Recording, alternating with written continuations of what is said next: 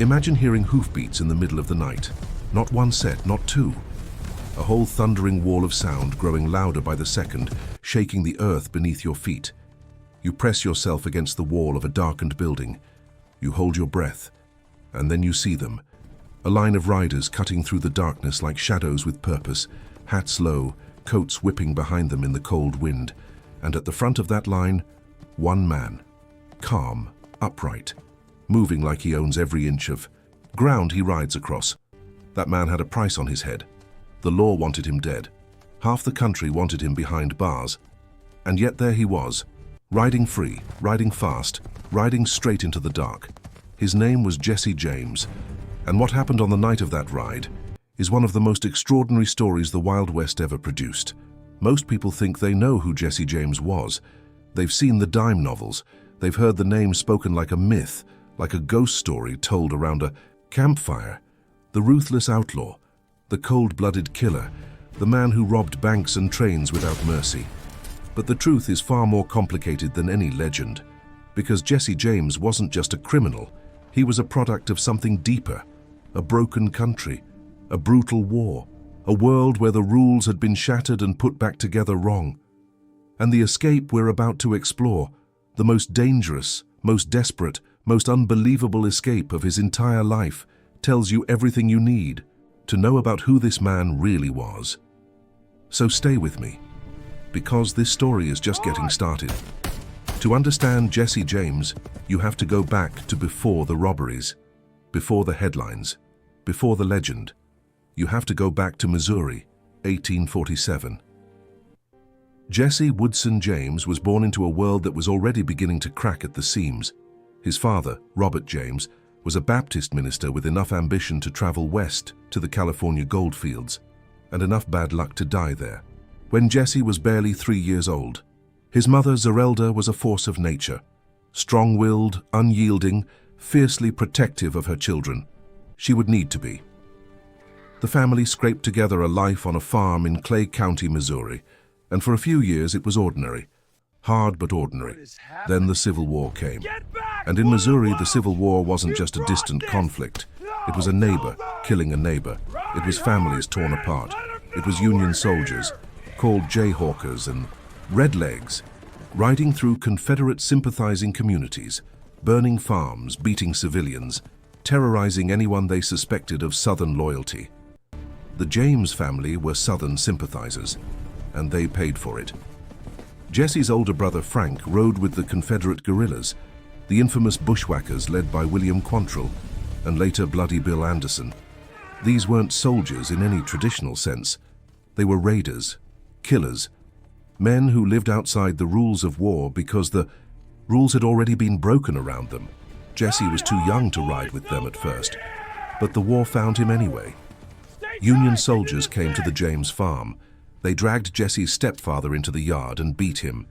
They interrogated young Jesse, barely a teenager, trying to get information about Frank's location. He told them nothing. That moment, that refusal, tells you something important about Jesse James. Even as a boy, he was stubborn, he was defiant, and he had already learned that the world was not a fair place. By the time he was old enough to join the guerrillas himself, he had made up his mind about who the enemy was. And in his mind, that enemy wore a blue uniform. When the war ended in 1865, the rest of the country tried to move on. Jesse James could not. Here is something that history books sometimes gloss over.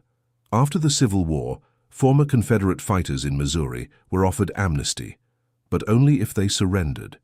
And surrendering in that world meant becoming vulnerable. It meant trusting the very government that had tried to destroy you. Jesse and Frank tried to surrender once.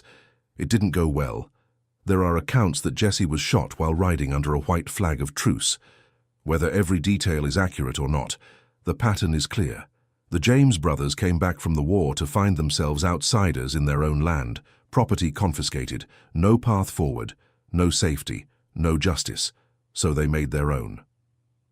On February 13th, 1866, less than a year after the war ended, a group of men walked into the Clay County Savings Bank in Liberty, Missouri, and walked out with somewhere between $57,000 and $60,000. It was the first peacetime bank robbery in American history. Jesse James was likely not there that day. He was still recovering from his war wounds.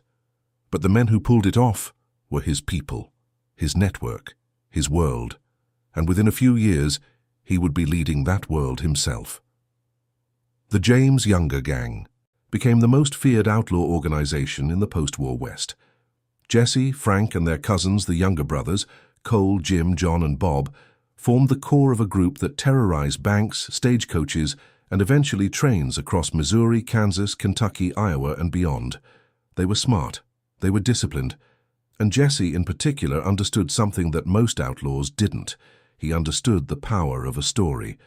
Jesse cultivated relationships with certain sympathetic newspaper editors, particularly a man named John Newman Edwards in Kansas City. Through Edwards, Jesse's robberies were spun into something almost romantic.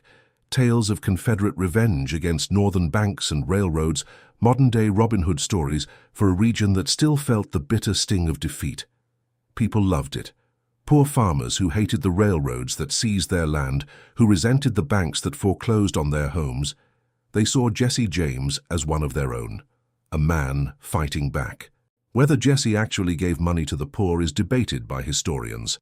What isn't debated is that the legend was powerful, and Jesse knew how to feed it, but legends have a way of attracting the wrong kind of attention. By the early 1870s, the Pinkerton National Detective Agency had entered the picture.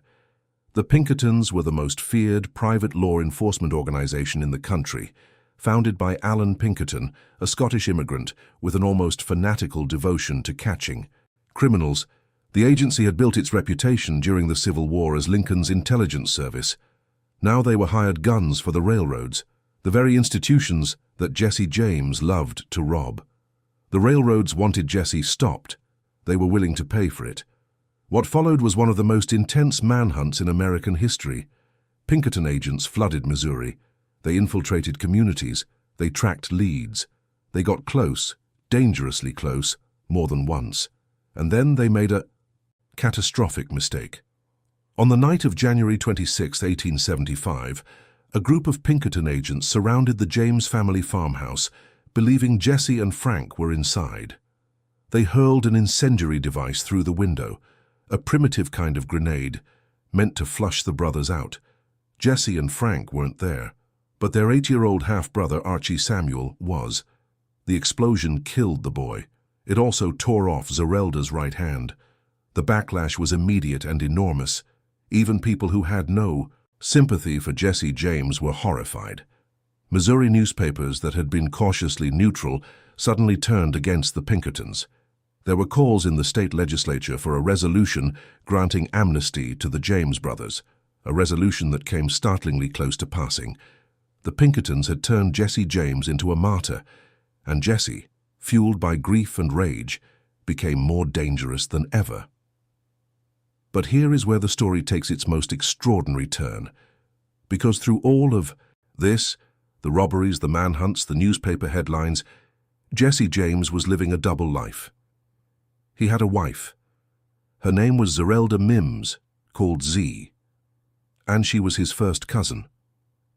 They had known each other since childhood. She had nursed him back to health after one of his war wounds, and in 1874, while he was one of the most wanted men in America, they got married in a small, quiet ceremony. They had children, 2 of them. Jesse Edwards James, named partly after the sympathetic newspaper editor, and Mary Susan James. Jesse moved his family from place to place, living under assumed names. In Nashville, he was Mr. Howard. In Kansas City, he was someone else entirely. Neighbors knew him as a quiet, polite man with a pretty wife and well-behaved children, a farmer, a horse trader, a man who kept to himself. The most wanted outlaw in America was hiding in plain sight, but the pressure was building. The net was tightening. And then came the robbery that changed everything. September 7, 1876, Northfield, Minnesota. The James Younger Gang had been planning this one carefully. The First National Bank of Northfield seemed like a perfect target, a prosperous institution in a quiet Midwestern town, far from their usual Missouri stomping grounds. What they didn't plan for was the town itself. Northfield fought back. When the gang rode in and the shooting started inside the bank, citizens grabbed guns from hardware stores. A medical student shot from a second-floor window. A hardware store owner barricaded himself and fired into the street. The town turned into a killing field. It was a disaster. 2 gang members, Bill Chadwell and Clell Miller, were shot dead in the street. Inside the bank, the cashier Joseph Haywood refused to open the vault even with a knife at his throat. He was shot and killed. The younger brothers, Cole, Jim, and Bob, were all shot and eventually captured. Bob Younger's horse was killed beneath him. Jim took a bullet through the jaw. Cole was hit 11 times and somehow still standing. Jesse and Frank barely escaped with their lives. They rode into the Minnesota wilderness wounded, hunted, and alone. What followed was one of the most remarkable survivals in outlaw history, and it set the stage for the escape that would define Jesse James's legend forever. The manhunt after Northfield was unlike anything Jesse had ever faced. Thousands of men, lawmen, bounty hunters, ordinary citizens, combed the Minnesota countryside. The James brothers had no allies here, no sympathetic farmers who would hide them, no network of Confederate veterans who would look the other way. They were strangers in enemy territory, bleeding and exhausted, with every road watched and every bridge guarded. The weather turned against them too. Late September in Minnesota means cold nights, heavy rain, and mud that swallows horses whole. Jesse was sick. Frank was holding himself together through sheer stubbornness. Their horses were failing. At one point, they abandoned the horses entirely and continued on foot. Think about that for a moment. 2 of the most wanted men in America, walking through the Minnesota wilderness, soaking wet with gunshot wounds, while thousands of people looked for them. Any rational person would have given up. Jesse James was not a rational person. He was something harder to define, a man who had been shaped by a war that taught him survival above everything else. A man who had lived so long on the edge of death that desperation had become his natural state. And somewhere in that cold, wet Minnesota darkness, he made a decision. He was going to get out. The details of exactly how the James brothers escaped Minnesota have been pieced together from multiple accounts, some reliable, some contradictory. But the broad shape of the story is clear, and it is astonishing. They moved at night. They rested in barns and ditches during the day, listening for the sound of search parties. They stole food when they could. They avoided roads, cutting through fields and forests instead, navigating by instinct and the position of the stars. At one point, they came within yards of a search party and pressed themselves into the underbrush, barely breathing as lanterns swept the darkness around them. They made it to the Dakota Territory. Then they kept going. By the time they crossed back into Missouri, weeks after the Northfield disaster, they had covered hundreds of miles through some of the most hostile conditions imaginable. No gang, no backup, no allies until they reached familiar ground. It was the most dangerous escape Jesse James ever pulled off, not because of a single dramatic moment, a gunfight, a leap across a canyon, a last-second ride into the sunset, but because of the grinding, desperate, inch-by-inch nature of it. Because they survived through sheer will when every reasonable calculation said they shouldn't have, and because Jesse James arrived back in Missouri and disappeared again. For the next several years, Jesse James became a ghost. The Northfield disaster had destroyed the original gang. The younger brothers were in prison. Most of the other members were dead or scattered. Jesse and Frank rebuilt slowly, carefully, recruiting new men who were, in many cases, less experienced and less loyal than the old guard. It was a different world now. The Pinkertons were still hunting them. The reward money had grown enormous. And Jesse, living under his assumed name as Thomas Howard in St. Joseph, Missouri, was beginning to sense that the walls were closing in. He was right, because among the new recruits he had brought into the gang were 2 brothers named Robert and Charles Ford. Robert Ford, Bob Ford as history would remember him, was 20 years old and deeply ambitious. He admired Jesse James in the way that young men sometimes admire dangerous things, with a mixture of fascination and envy, and a cold desire to possess the power he So, he had spent time with Jesse, eaten at his table, played with his children, and he had been in secret contact with Missouri Governor Thomas Crittenden, who had put up a massive reward for Jesse James, dead or alive. Jesse James, who had survived the Civil War, who had survived Northfield, who had survived the Pinkertons and the manhunts and the years of living as a ghost, was betrayed by someone he trusted. The morning of April 3rd, 1882, was quiet in the Thomas Howard household in St. Joseph. Jesse had been doing something domestic, something ordinary. He had taken off his gun belt, which he almost never did, because he didn't want the neighbors to see it through the window. He climbed up on a chair to straighten a crooked picture on the wall. Bob Ford shot him in the back of the head. Jesse James was 34 years old. The news spread across the country like wildfire. Newspapers ran the story on their front pages. People who had never met Jesse James mourned him. People who had spent years trying to catch him felt a strange, complicated emotion that wasn't quite triumph, because there was nothing triumphant about the way it ended. A man shot from behind in his own home by someone he had trusted, someone who ate at his table. Bob Ford received his reward money. He was convicted of murder and then immediately pardoned by Governor Crittenden, a pardon that had clearly been arranged in advance, which only added to the public's sense of revulsion. For the rest of his life, Bob Ford was known as the dirty little coward who shot Mr. Howard. He was never able to escape that reputation. He was killed himself, less than a decade later, shot in his own establishment in Creede, Colorado. The man who killed Jesse James did not live well afterward. Jesse's body was taken back to his mother's farm, back to Kearney, Missouri, back to the beginning of everything. He was buried there, under a coffee bean tree. Zerelda Samuel, Jesse's fierce and formidable mother, charged visitors 25 cents to see the grave and hear her tell the story of her son. She sold pebbles from the gravesite as souvenirs. Even in death, Jesse James was a commodity, a legend, a story to be told and sold. And the legend only grew. Within weeks, dime novels were celebrating him. Songs were written in his honor. The ballad of Jesse James was a lad who killed many a man. He robbed from the rich and gave to the poor, became one of the most widely sung folk songs in America. History had already started to transform him. The real Jesse James, the man who killed without hesitation, who murdered witnesses, who terrorized innocent people, who drove his gang with an iron hand and a hair-trigger temper, began to fade. What remained was the legend, the rebel, the man who couldn't be caught, until he was.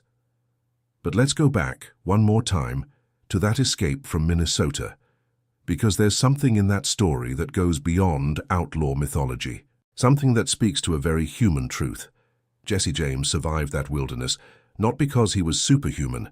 He survived because he refused to accept that survival was impossible, because somewhere in the long tradition of hardship he had grown up with, the dead father, the beaten stepfather, the brother riding off to war, the farm threatened, the country torn apart, he had learned something that most people never have to learn. He had learned that the world will not save you, that you have to save yourself, and that sometimes, often, the only thing standing between you and the end is the willingness to keep moving when every part of you wants to stop. That's not a virtue, exactly. Jesse James did terrible things. He killed people. He ruined lives. He operated with a ruthlessness that went far beyond any romantic justification. But the escape from Minnesota is a window into something real, into the core of who he was. A man who, when everything fell apart, when the gang was gone and the horses were dead, and the cold rain was falling and the searchers were close, kept going. 1 foot in front of the other, 1 dark mile after another. Through the mud and the fear and the exhaustion, all the way back to familiar ground. That's the part of Jesse James that people remember, even when they can't quite articulate why. Not the crimes, not the bodies left behind, but the image of a man who refused, absolutely refused, to be caught. History has never fully settled on what to make of Jesse James. The debate started almost immediately after his death and has never really stopped. Was he a Robin Hood of the frontier, a man pushed to outlawry by injustice and war, Or was he simply a violent opportunist who found a convenient political narrative to cover for plain old greed? The answer, as with most things, lives somewhere in the grey space between those extremes. Jesse James grew up in a world that had been broken by war and never properly healed. He experienced real violence, real injustice, real loss. Those things shaped him. But plenty of people experienced the same things and didn't respond by building a criminal empire. What set Jesse James apart was something more specific, a combination of intelligence, charisma, audacity, and a deeply personal need to be on the winning side of things. He understood power, he understood narrative, he understood that in a world where the powerful seemed to operate without accountability, the ability to project, fearlessness was itself a form of power. He was also, by multiple accounts, genuinely dangerous, quick to anger, capable of extraordinary violence, a man who could sit at a dinner table and laugh with you one moment and make a calculation about whether you were a threat the next. The men who rode with him loved him and feared him in roughly equal measure. The communities that sheltered him were grateful for the protection he offered and terrified of the attention he brought. His wife loved him deeply, despite everything. His children adored him. Jesse James was a man of contradictions living in a world of contradictions, and perhaps that's exactly why his story has lasted so long. There are places in Missouri where the Jesse James legend never quite died. In Kearney, the farm where he was born still stands, preserved as a museum.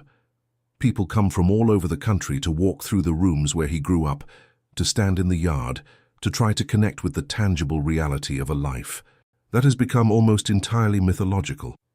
In St. Joseph, the house where he was killed is also a museum. You can see the bullet hole in the wall where Bob Ford's shot ended up after passing through Jesse's skull.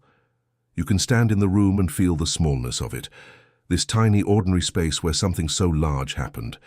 And in the hollows and ridges of the Missouri countryside, there are still people, descendants of people who knew him, people whose family stories include a night when Jesse James stopped to water his horse, or a woman who gave him a meal, or a grandfather who once shook his hand, who speak of him with a complicated pride that even they can't quite explain.